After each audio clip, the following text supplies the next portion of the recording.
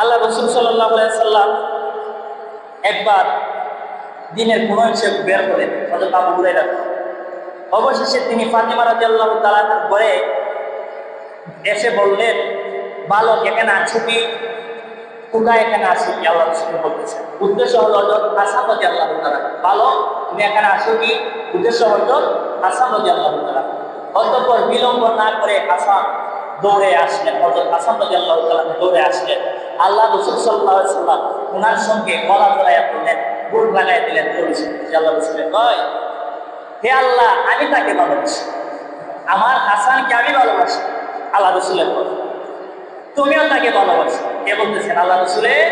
আল্লাহ রাসূলে বলতেছেন, আমি হাসানকে ভালোবাসি, হে আল্লাহ তুমিও তাকে ভালোবাসো। শুধু এখানে শেষ নয়, আর তাকে যে ভালোবাসে তুমিও তাকে ভালোবাসো। সুবহানাল্লাহ। এই হাসানকে ভালোবাসার কথা কে বলছেন? আল্লাহ রাসূল সাল্লাল্লাহু আলাইহি ওয়াসাল্লাম। আমিও ভালোবাসি, আপনিও ভালোবাসেন। তারা হাসানকে ভালোবাসে, আপনিও আল্লাহ আপনি নিজে তাদেরকে ভালোবাসেন। সুবহানাল্লাহ। তাহলে হযরত হাসান রাদিয়াল্লাহু তাআলাকে ভালোবাসার দরকার আছে না নাই? হ্যাঁ। এবার ইমাম হুসাইন রাদিয়াল্লাহু তাআলার ব্যাপারে আল্লাহ রাসূল বলতেছেন হাদিস শরীফের মধ্যে, قال رسول الله صلى الله عليه وسلم حسين مني وانا من الحسين احب الله من احب حسينا।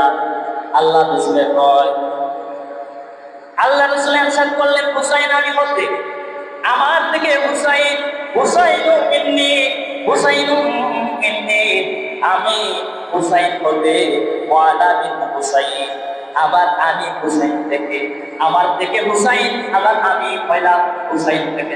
সুবহানাল্লাহ। দুইজনের সম্মান আল্লাহ রাসূলের বৃদ্ধি করতেছেন কিভাবে? এরপর আল্লাহ রাসূল আহাব্বাল্লাহু মান আহাব্বা হুসাইনা, আর যে ব্যক্তি হুসাইনকে ভালোবাসবে আল্লাহ তাকে ভালোবাসবেন। সুবহানাল্লাহ। এইদিকে কয় আল্লাহ কিন্তু হাসানকে যে ভালোবাসে আপনি তাকে ভালোবাসেন। আর এখানে কইতেছেন আল্লাহ তাআলা, আল্লাহ রাসূল যে যে ব্যক্তি হুসাইনকে ভালোবাসবে আল্লাহ তাআলা তাকে ভালোবাসবেন। হুসাইন বংশসমূহ একটি বংশ।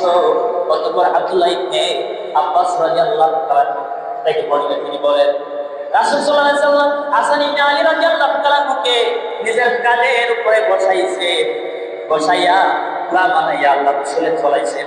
এমত অবস্থায় এক ব্যক্তি বলল, হে বালক, কত উত্তম প্রার্থনাতে আরোহণ করলো। এক সাহাবী কয় যে এই বালকটা হাসান রাদিয়াল্লাহু তাআলা কত সুন্দর একটা আরোহণের মধ্যে উপবেশন করলো, বসলো। আল্লাহ রাসূল ডাকিয়া কয়, আরোহণে যে বসছেও সেও উত্তম। হাসানও উত্তম, আরোহী যিনি সেও উত্তম, যিনি আরোহণ করতেছে সেও উত্তম। ওনাদের সম্মান আল্লাহ কত বৃদ্ধি করছে।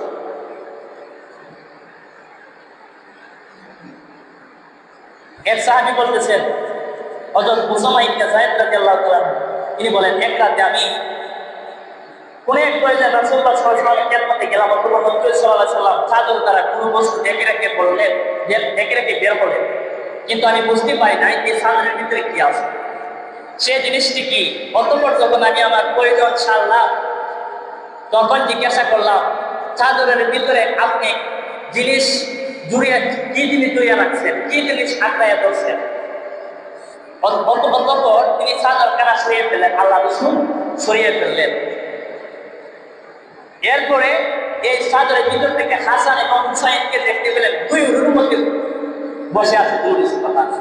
আল্লাহ রাসূলে দুই উরুর মধ্যে এই দুইজনকে বসায় রাখছে, তিনি দেখতে পেলেন। শুধু এখানে শেষ নয়, একদিন রাসূলুল্লাহ সাল্লাল্লাহু আলাইহি ওয়াসাল্লামের দরবারে আল্লাহ রাসূল এক উরুর মধ্যে ওনার সন্তান ইব্রাহিম আলাইহিস সালামকে বসায় রাখছেন এবং আরেক উরুর মধ্যে হযরত হাসান এবং হুসাইন রাদিয়াল্লাহু তাআলাকে বসায় রাখছেন। আল্লাহ জিবরাইলকে পাঠায়, জানায়া দাও এখান থেকে যে কোনো একজনকে দেয়া যায় কি।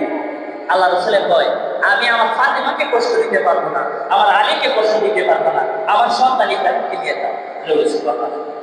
ইব্রাহিমকে দিয়ে দিলেন আল্লাহ। আর হুসাইনকে বলতেছেন, আমার হুসাইনকে রেখে দিলাম আমার উম্মতের জন্য। সুবহানাল্লাহ। উম্মতের জন্য হুসাইনকে রেখে দিলেন। দেখেন একবার রাসূলুল্লাহ সাল্লাল্লাহু আলাইহি ওয়াসাল্লাম কান্না মোবারক করতেছেন, কাঁদতেছেন। এবার মা ফাতিমা রাদিয়াল্লাহু তাআলা আসলেন, সিদ্দিক আকবর আসলেন, অন্যান্য সাহাবীগণ আসলেন, কেউ কান্না মোবারক থামাইতে পারতেছে। মা ফাতিমা বললেন, ইয়া রাসূলুল্লাহ, বুঝতে পারছি আপনি সব সময় উম্মতি উম্মতি বলে কাঁদতেন, আজকেও বুঝি এই কান্নাটাকে করতেছেন। ইয়া রাসূলুল্লাহ, ও আমার আব্বা, আপনি শুনে নেন, আমি আপনাকে ঘোষণা করে দেই, আমি আপনার জানাইয়া দেই। হে সিদ্দিক আকবর, আপনার একটা দায়িত্ব দিতে চাই। কালকে আমাদের ময়দানে, হাসরের ময়দানে আমার আব্বার উম্মতরা যখন এই দিক দিয়া ওই দিক দিয়া দৌড়াদৌড়ি করবে, আমার আব্বা জানের উম্মতরা পেরেশানি পাইয়া হাসরের ময়দানে দৌড়াদৌড়ি করবে, ওই সময় আপনি সিদ্দিক আকবর হযরত আবু বকর সিদ্দিক রাদিয়াল্লাহু তাআলা আমার আব্বা জানের যত বৃদ্ধ উম্মত আছে তাদের পার করার দায়িত্ব আপনি নিয়ে নেন। সিদ্দিক আকবর কই নিয়ে নিলাম, সুবহানাল্লাহ। সিদ্দিক আকবর কই আমি নিয়ে নিলাম। এবার হযরত আলীকে বললেন, হে আমার স্বামী, আপনার একটা দায়িত্ব দিই, আপনি আমার আব্বা জানের যে যুবক উম্মতগুলো আছে তাদের পার করার দায়িত্ব নিয়ে নেন। কয়েক নিয়ে নিলাম। এবার আমার মা ফাতেমা রাদিয়াল্লাহু তাআলা করে, হে হাসান, তোমারও একটা দায়িত্ব দেই, আমার আব্বা জানের কিশোর যত উম্মত আছে তাদের দায়িত্ব নিয়ে দাও। হুসাইন, তোমারেও এই দায়িত্ব দিয়ে দিলাম। তোমরা দুইজন আমার আব্বা জানের যত কিশোর উম্মত আছে তাদের দায়িত্ব নিয়ে দাও।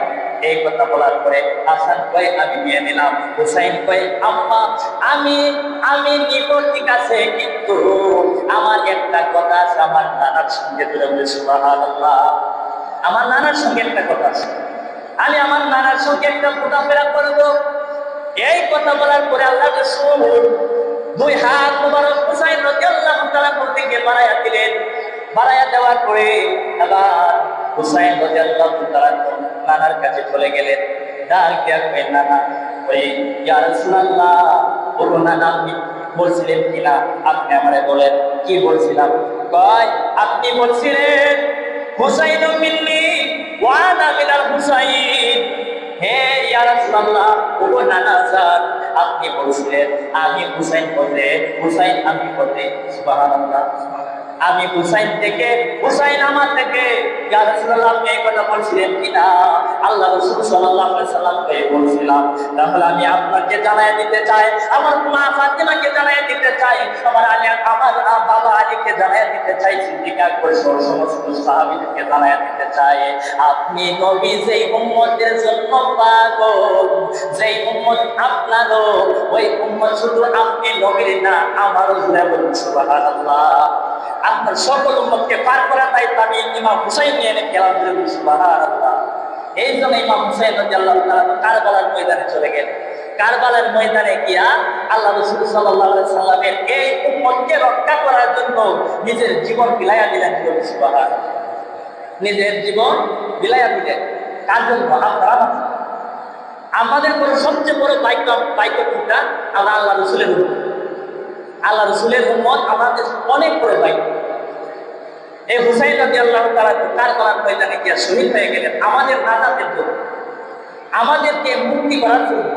অনেকে যদি আমরা জানি যে পানির জন্য, ঠিক আছে, কিন্তু আমি আপনাদেরকে জানাতে চাই যে দেখেন হযরত ইব্রাহিম আলাইহিস সালামের সন্তান ইসমাঈল আলাইহিস সালাম যখন পানির জন্য পিপাসায় কাতর হয়ে গেলেন, মা হাজেরা আলাইহিস সালাম সাফা মারওয়ার মধ্যে দৌড়াদৌড়ি করলেন। 7 বার পদকিল করার পরে আয়েশা থেকে ইসমাঈল আলাইহিস সালামের পায়ের পদধূলির মধ্যে আল্লাহ ঝর্ণার ব্যবস্থা করে দিয়েছেন। সুবহানাল্লাহ, পানি দিছে কি দিছে না? আর যে জায়গায় আল্লাহ রাসূল সাল্লাল্লাহু আলাইহি সাল্লামের নাতি, যিনারা জান্নাতের যুবকদের সর্দার, যিনারা জান্নাতের যুবকদের সর্দার, যিনারা যা চাইতেন আল্লাহ তা দিতে রাজি, ওনারা যদি কইতেন আল্লাহ একটু পানির ব্যবস্থা করে দেন, পানি আল্লাহকে দিত না, আল্লাহ ঝর্ণা দিয়ে দিত, আল্লাহ বৃষ্টির ব্যবস্থা করে দিত। কিন্তু না, ওনারা চাইছেন আমরা শাহাদাত বরণ করি। ওনারা নিজের ইচ্ছায় শাহাদাত নিছেন, অর্থাৎ আমরা শহীদ হয়ে যাই।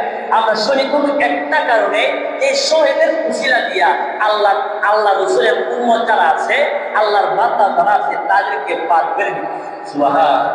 তাহলে এই এই হাসান হুসাইন রাদিয়াল্লাহু তাআলা কে ভালোবাসা দরকার আছে না নাই? এই আহলে বায়াতকে ভালোবাসার দরকার আছে না নাই? অনেক ফজিলত আহলে বায়াতকে ভালোবাসার ফজিলত, জুমার আলোচনা সব কিছু বলা, তাই না? যাই হোক, অতঃপর এরশাদ করলেন, এরা দুজন আমার পুত্র। আল্লাহ রাসূলের অনেকে কয় যে আমরা কই আওলাদে রাসূল, আল্লাহ রাসূলের বংশধরকে আমরা আওলাদে রাসূল কয়। আল্লাহ রাসূলের তো বংশ নাই, আপনার তো সন্তান ছিল না, ছেলে ছিল না, মেয়ে ছিল, ঠিক আছে, সন্তান কেমন আইলো বা আপনার বংশ কেমন জানে আল্লাহ রাসূল। ফাকালা হাদা ইবনায়া ওয়া ইবনা ইবনাতি, আমার পুত্র, এরা দুইজন হাসান এবং হুসাইন আমার পুত্র, সুবহানাল্লাহ, এবং আমার কন্যার পুত্র, ওনারা আমার কন্যার পুত্র। আল্লাহ রাসূল বলে দিচ্ছেন যে দুনিয়াতে যত মানুষ আছে তাদের বংশ জারি থাকবে সন্তান দিয়া, অর্থাৎ ছেলে দিয়া, ছেলের মাধ্যমে বংশ জারি থাকবে, কিন্তু আমার হবে মেয়ে দিয়া, কিয়ামত পর্যন্ত আমার আওলাদ এই এই পৃথিবীতে জারি থাকতে রয়েছে। এই জন্য আমরা ওনাদেরকে আওলাদে রাসূল, হে আল্লাহ আমি উভয়কে ভালোবাসি, সুতরাং আপনি উভয়কে ভালোবাসুন, আর যারা উভয়জনকে ভালোবাসবে আপনি তাদেরকে ভালোবাসুন, যারা উভয়কে ভালোবাসবে আপনি তাদেরকে ভালোবাসুন। আল্লাহ আল্লাহ আল্লাহ রাসূলের জানাইলেন। হযরত বুরাইদা রাদিয়াল্লাহু তাআলা থেকে বলেন, তিনি বলেন রাসূলুল্লাহ সাল্লাল্লাহু আলাইহি ওয়াসাল্লাম ইরশাদ করেছেন, আমাদের নিকট ভাষণ দিচ্ছিলেন, এমন সময় হাসান হুসাইন সেখানে আসলেন। তাদের উভয়ের গায়ে ছিল লাল বুরাকাতা জামা, তারা এমন ভাবে চলছিল, অল্প বয়সে দুর্বল হওয়ার কারণে পড়ে যাচ্ছিলেন। আল্লাহ রাসূল মিম্বার হতে খুতবা দিচ্ছিলেন, তাদের জন্য দৌড়ায় চলে গেলেন, বিপদ থেকে তাদের জন্য চলে গেলেন। অতঃপর আল্লাহ রাসূল বললেন, নিশ্চয় তোমাদের সন্তান সন্ততিগণ ফিতনা তথা পরীক্ষা, অর্থাৎ সন্তান সন্ততি আমাদেরকে দুনিয়ার দিকে ধাবিত করে রাখে। যাই হোক, আল্লাহ তাআলা আমাদের সকলকে কবুল করুন। আমরা একটাই মেসেজ দিচ্ছি যে আমরা আহলে বায়াতের পক্ষে থাকবো, আহলে বায়াতের পক্ষে থাকবো, আহলে বায়াতকে ভালোবাসবো। কেননা আহলে বায়াতকে ভালোবাসা আল্লাহ ফরজ করে দিয়েছেন, আহলে বায়াতকে ভালোবাসা আল্লাহ ফরজ করে দিয়েছেন। তাদের যদি ভালোবাসেন, কিয়ামতের ময়দানে তারাই আপনাকে আমাকে পার করবে, সুবহানাল্লাহ। এই জন্য আমরা আহলে বায়াতকে ভালোবাসি। এই মহরম মাস আসলে শুধু নয়, আমরা সমস্ত মাসে তাদেরকে স্মরণ করি, ওনাদেরকে সম্মান করি, তাজিম করি। দেখেন, এই যে শিবিরেও কিন্তু আযান হচ্ছে, তাহাজ্জুদের নামাজ হয়েছে, নামাজ পড়লেই হবে। এই যে শিবিরেও কি হয়েছে, নামাজ হয়েছে। আবার হুসাইন রাদিয়াল্লাহু তাআলা শিবিরেও কি হয়েছে, নামাজ হয়েছে। কিন্তু থাকতে হবে আল্লাহ রাসূলের মহব্বত, আহলে বায়াতের মহব্বত। আমরা হুসাইন রাদিয়াল্লাহু তাআলাকে মহব্বত করব, কিন্তু অনেকে দেখা যায় যে ইয়াজিদকে রাহমাতুল্লাহি আলাইহি বলে, রাদিয়াল্লাহু তাআলা, অর্থাৎ ইয়াজিদকে সম্মানিত করতেছে, বলে যে ইয়াজিদকে দোষারোপ করা যাবে না, ওই ইয়াজিদের তেমন কোনো দোষ ছিল না, বলে নাউযুবিল্লাহ। আচ্ছা, আমি বললাম রহিম এবং করিম ঝগড়া লাগছে, রহিমের কোনো দোষ নাই, তাহলে আপনারা বলেন দোষটা কার? করিমের। এদের যদি দোষ না হয়, বোঝা যাচ্ছে তারা দোষী খাইতেছে, অর্থাৎ ইমাম হুসাইন রাদিয়াল্লাহু তাআলা বলে নাও, এরকম কথা বলে যাবেন না। এজিদ হলো পাপিষ্ঠ, এজিদ মন করছিলেন, জিনাকারী ছিলেন, এমনকি মদিনা শরীফে 3 দিন পর্যন্ত কোনো নামাজ পড়তে দিয়েছেন। এমনকি 1000 নারী এজিদের এই মদিনা শরীফে 1000 নারী স্বামীহীন, তারা বাচ্চা প্রসব করছে, এইরকম অবস্থা করছে। যাই হোক, আল্লাহ তাআলা যেন আমাদেরকে আহলে বায়াতের প্রেমিক হিসাবে কবুল করেন। হুজুর কিবলার জন্য দোয়া করবেন, হুজুর কিবলা অসুস্থ, সেই জন্য আমি আসছি, আমার জন্য দোয়া করবেন। আজকে আলোচনা এখানে শেষ করে দিচ্ছি। আসসালামু আলাইকুম।